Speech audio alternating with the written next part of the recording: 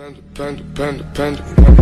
I got broads in Atlanta, just to lean in the family. Credit cards and the scammers, hitting the licks in the band. Legacies.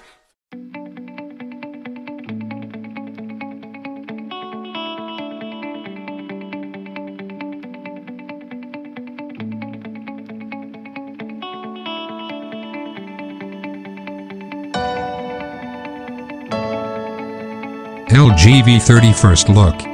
The V10 was big, heavy, and rubbery. The V20 was still big, if a little lighter, and metal clad, and both had secondary displays in the top right corner.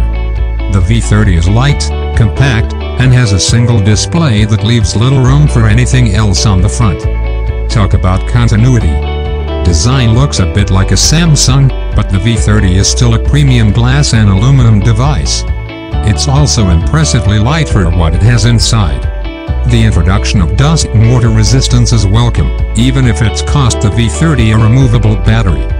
The PO display can be as bright as the best AMOLEDs in auto mode, and posts great contrast readings in direct sunlight, better than all LCDs, not as high as the best AMOLEDs.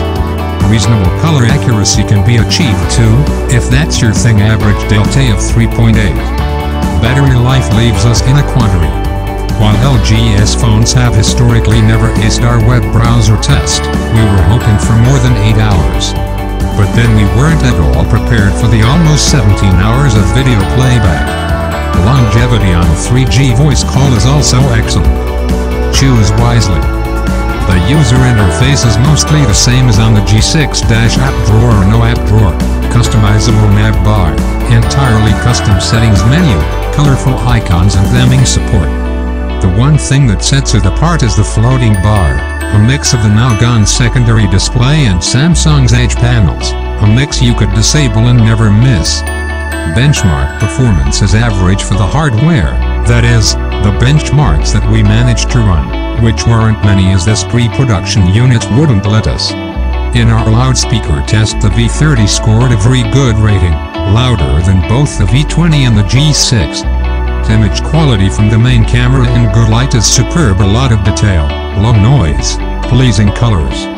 In low light it's a slightly different story, with the V30 missing focus on occasion and exhibiting an overall softness. It's still a decent performer, and especially so when you account for its miniature pixels. The ultra-wide-angle cam now has less distortion and a marginally narrower field of view, but is otherwise similar in characteristics to previous versions. It's not tack sharp on a pixel level, but you need to look at the whole picture to appreciate it. 4K and 1080p/30 fps videos out of the primary camera are top-notch, a little noisier than on the G6, but with slightly more detail and arguably better colors. 1080p/60 fps is best avoided. Sheen video is fun to play with, though its best use is perhaps the flat profile, which you can later grade as you wish.